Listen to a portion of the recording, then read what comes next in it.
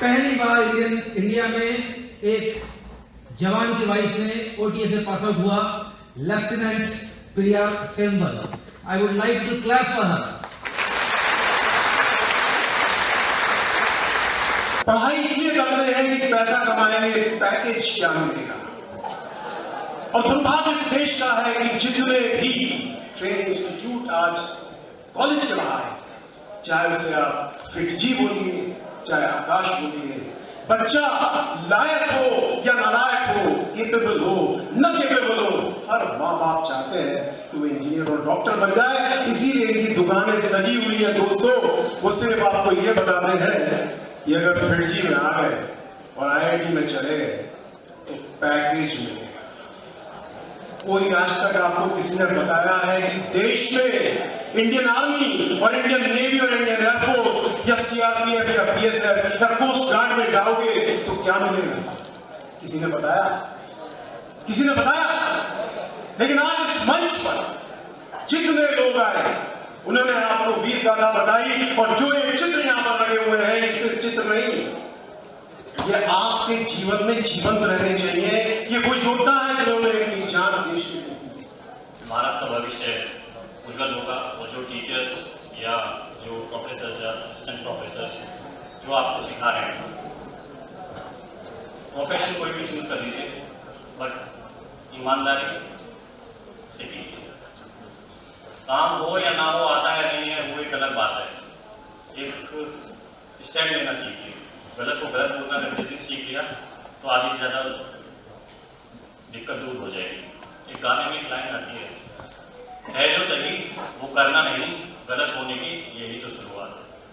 तो आज मैं कश्मीर की बात नहीं करता हूँ, मैं कहीं और की बात करता हूँ। शायद आपको अच्छा लगे कि काफ़ी सारी बातें हुई कश्मीर की और जगह की, नॉर्थ ईस्ट की बातें हुई, कश्मीर की बातें हुई। मैं थोड़ी आज आपसे नक्सल एरिया की बात करूँ। मैं नक्सल एरिया में डिप्लॉयड था। I was a cobra commander there. और मैंने जनरल वॉरफेयर के अंदर काफ़ी बड़े बड़े ऑपरेशन वगैरह किए वहाँ पे। One of the longest operation जो मैंने वहाँ पे किया कंटिन्यूसली जंगल में, दैट वो ऑपरेशन था 7 दिन का। 7 दिन और 7 रात में जंगल में रहा हूँ। जो सामान लेके गया था अपने साथ में खाने का और पीने का और अपने आप को जंगल में सस्टेन करने का, उसका एक नमूना आपको देखना चाहता हूँ कि एक फौजी लाइफ कैसी होती है।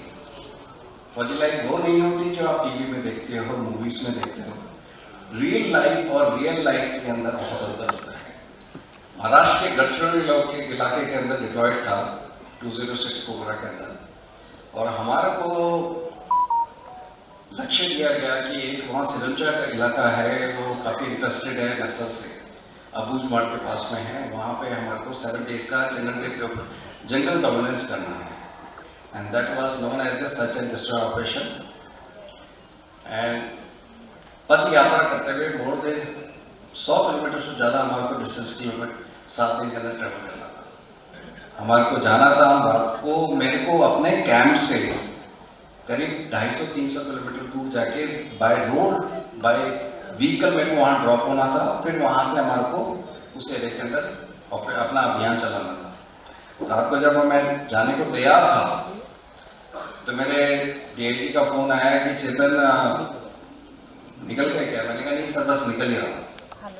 तो बोलते कि तुम्हारे साथ में सिविल पुलिस का DSP भी जाएगा और उसके साथ उसका एक बड़ी जाएगा, उसको साथ में लेके जाना, वो सिरंजा में मिलेगा तुम्हारे को। नहीं सर, ले जाएंगे। So actually this not a disrespect to any force, लेकिन इस टाइप के ऑपरेशंस के अंदर हम जब सिविल पुलिस वाले को लेके जाते हैं तो हमारे लिए कई बार वो लाइबिलिटी बन जाते हैं। फिर उसको वापस आके बुलाते थे, फिर चलता था। जब हम दिन में लंच कर रहे थे तो एक और ऑफिसर ने मेरे से आके बोला कि सर वो DSP को देखो कैसे खाना खा रहा है। मैंने क्या हुआ? बोलते सर वो ऐसा लगता है कि सर वो घर से तो आलू के पराठे लेके आया है और वो उसके अपने पैकेट में उसका बड़ी है, वो लेस के पैकेट लेके घूम रहा है और जाने क्या क्या लेके आ रहा है। वो ऐसा लग रहा है कि पिकनिक मनाने आए यहाँ पे। मेरे को हंसी आई। मैंने कहा मैं देख रहा हूँ। मैंने कहा मैं उसको जिंदा लेके आना और जिंदा वापस छोड़ना मेरी जिम्मेदारी, बीच में क्या होता है छोड़ो उसको। वो ऐसा उसका पिकनिक चलता रहा। 3 दिन के बाद वो बंदा मेरे पास आया, DSP तो बोलते कि सर एक प्रॉब्लम है। मैंने कहा बोलो सर, मेरा खाना खत्म हो गया। मेरे को हंसी आई। मैंने उसको बोला कि जिस तरह के तू खाना खा रहा था, तुम ऑपरेशन करने आया हो, पार्टी करने के लिए आया?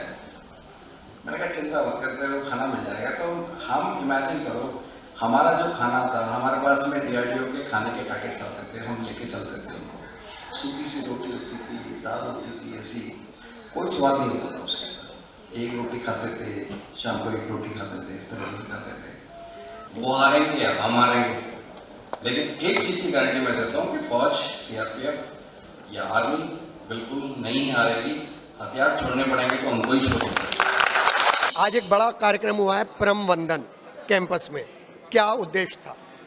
परमवीर वंदनम कार्यक्रम का उद्देश्य था, जो हमारे देश के शूरवीर सेनानी हैं, जिन्होंने अपने अदम्य साहस का परिचय देते हुए देश की सीमाओं की रक्षा की, इंटरनल सिक्योरिटी के जो चैलेंजेस थे उन्हें निपटाया, और अपनी जान की परवाह किए बगैर जिन लोगों ने अपनी जान को जोखिम में डाल करके देश की रक्षा करते हुए बहुत कुछ खोया भी है।